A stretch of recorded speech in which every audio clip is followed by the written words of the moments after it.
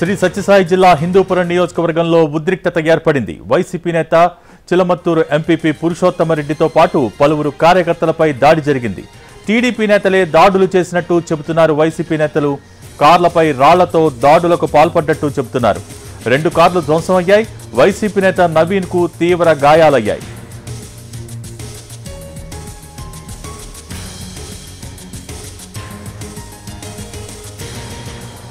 శ్రీ సత్యసాయి జిల్లా హిందూపురం నియోజకవర్గంలో ఉద్రిక్తత ఏర్పడింది. దీనికి సంబంధించి మోర్ డీటెయిల్స్ మా ప్రతినిధి శ్రీనివాస్ లైవ్ ద్వారా అందించేందుకు సిద్ధంగా ఉన్నారు. శ్రీనివాస్, చెప్పండి, ప్రస్తుతం అసలు ఏం జరిగింది? ఇరు వర్గాల మధ్య ఘర్షణ జరిగిందని చెప్తూ ఉన్నారు. సో ఏంటి అప్డేట్స్ ఏంటి దానికి సంబంధించి? భోగి, హిందూపురంలో టీడీపీ వైసీపీ వర్గీయుల మధ్య ఘర్షణ చోటు చేసుకుంది. పోలింగ్ సంబంధించి పోలింగ్ కేంద్రం వద్ద చిన్నపాటి ఘర్షణ, రాళ్ల దాడికి దారితీసిన పరిస్థితి ఉంది. ఈ రాళ్ల దాడిలో 2 ఫార్చునర్ వెహికల్తో పాటు 6 మంది 2 ఫార్చునర్ వెహికల్ పూర్తిగా ధ్వంసం కాగా 6 మందికి గాయాలైన పరిస్థితి ఉంది. ప్రస్తుతం అనంతపురం జిల్లా వ్యాప్తంగా హిందూపూరు, గుత్తిలోనే టీడీపీ వైసీపీ వర్గుల మధ్య ఘర్షణ చోటు చేసుకుంది.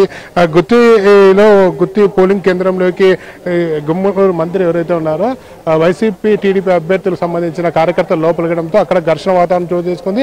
అక్కడ కూడా పరస్పరం కార్యకర్తలు తోపులాటకు ఘర్షణ దిగిన పరిస్థితి ఉంది. ఉమ్మడి అనంతపురం జిల్లాలో గుత్తి, హిందూపూర్ మినహా మిగిలిన చోట ప్రశాంతంగా పోలింగ్ కొనసాగుతుంది. అనంతపురం జిల్లాకు సంబంధించి 9.17 పోలింగ్ శాతం నమోదు కాగా సత్సాయి జిల్లాకు సంబంధించి 6.12% పోలింగ్ నమోదైన పరిస్థితి ఉంది. ప్రస్తుతం మనం రాప్తాలోని ఒక పోలింగ్ కేంద్రంలో ఉన్నాం. ఉదయం నుంచి వాతావరణం మార్పు ఉండడంతో ఒకసారి చల్లబడడంతో పోలింగ్కి పెద్ద ఎత్తున ఓటర్లు తరలి వచ్చినారు. బారులు తిన్న పరిస్థితి ఉంది. మహిళలు పెద్ద ఎత్తున ఈ ఓటింగ్లో పాల్గొంటున్న దాఖలాలు కనబడుతున్నాయి. ప్రధానంగా అనంతపురం జిల్లా వ్యాప్తంగా మహిళా ఓటర్లు ఎక్కువగా పోలింగ్ కేంద్రాలకు వచ్చి తమ ఓటు హక్కును వినియోగించుకుంటారు. భోగి, ప్రస్తుతానికైతే హిందూపురం ఘర్షణ జరిగిన ప్రాంతంలో పోలీసులు తమ కంట్రోల్లోకి తీసుకున్నారు. అలాగే గుత్తిలో ఎక్కడైతే ఘర్షణ జరిగిందో అక్కడ కూడా పోలీసులు జోక్యంతో ఆ గొడవ కూడా సద్దుమణిగిన పరిస్థితి. ప్రస్తుతం అనంతపురం జిల్లా వ్యాప్తంగా ప్రశాంతంగానే ఓటింగ్ ప్రక్రియ కొనసాగుతుంది. ప్రతి పోలింగ్ కేంద్రం వద్ద పెద్ద ఎత్తున ఓటర్లు బారులు తీరిన దృశ్యాలు అయితే కనబడుతున్నాయి. భోగి, జరుగుతున్న ఈ చెదురుమదురు ఘటనలను దృష్టిలో ఉంచుకుని మిగతా అనంతపురం జిల్లాకు సంబంధించి మిగతా సమస్యాత్మక ప్రాంతాల్లో ఎటువంటి భద్రతను ఏర్పాటు చేశారు శ్రీనివాస్? భోగి, అనంతపురం పార్లమెంటుకు సంబంధించి దాదాపుగా 627 అత్యంత సమస్యాత్మక ప్రాంతాలను గుర్తించారు. ఈ పరిసర ప్రాంతాల్లో వెబ్కాస్టింగ్తో పాటు సీసీ కెమెరాల నిఘాతో పాటు కేంద్ర బలగాల పరహాగా నడుస్తుంది. ప్రధానంగా తాడిపత్రి, ఉరవకొండ, రాప్తాడు, ధర్మవరం లాంటి ప్రాంతాల్లో ఈ కేంద్ర బలగాల మోహరింపు అధికంగా ఉందని చెప్పవచ్చు. ఎందుకంటే అత్యంత సున్నితమైన ప్రాంతాలుగా వీటిని గుర్తించారు. తాడిపత్రి, రాప్తాడు, ఉరవకొండ, ధర్మవరం లాంటి ప్రాంతాల్లో, గ్రామీణ ప్రాంతాల్లో ఘర్షణ జరగవచ్చన్న కారణంతో ఇప్పటికే పోలీసు కేంద్ర బలగాలను అక్కడ తరలించిన పరిస్థితి ఉంది.